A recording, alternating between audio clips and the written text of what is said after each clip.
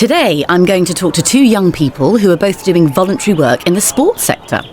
First, there's Liam Parker, who is a keen BMX biker and does a lot of work at a sports centre.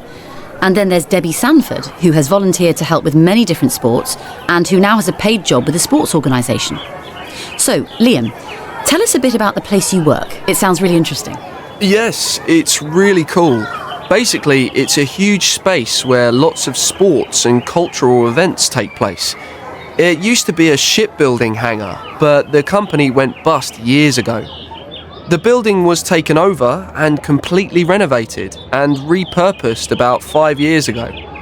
Now we have facilities for all kinds of urban sports like skateboarding, breakdancing, parkour, kick scooter. Well, hang on a moment. Can you explain the last two?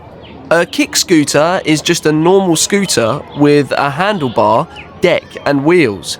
But now we have stunt scooters and special ones for racing. And parkour has been around for a while now. It's a way of moving around an urban environment. It developed from military training. It involves climbing, running, vaulting, jumping, swinging, and stuff like that. Everyone's seen it on TV and videos, people jumping off incredibly high buildings between roofs and things. So, what are you involved with? My passion is for BMX, and I want to get other people involved in the sport. But I do all kinds of things at the centre. I make sure the bikes and scooters meet safety standards.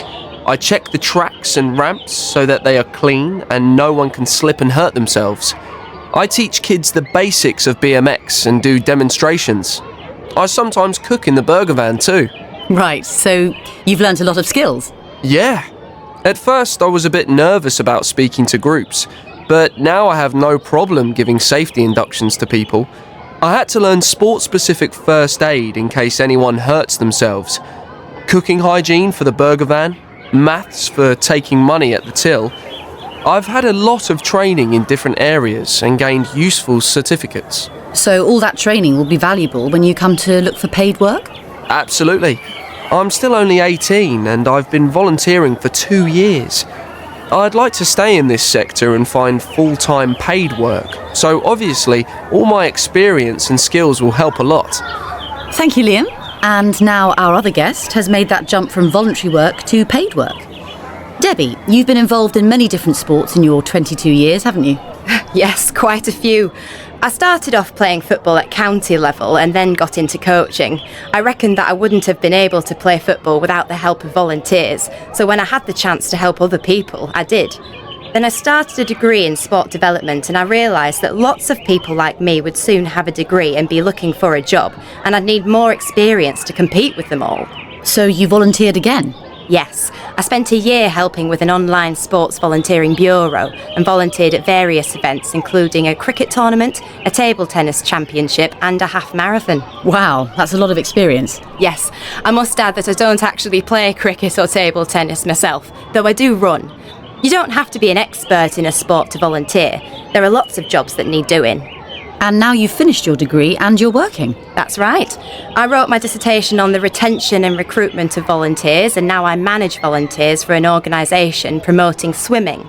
I also organise events at a national level. I would never have got the job without all my volunteering experience. It helped me loads.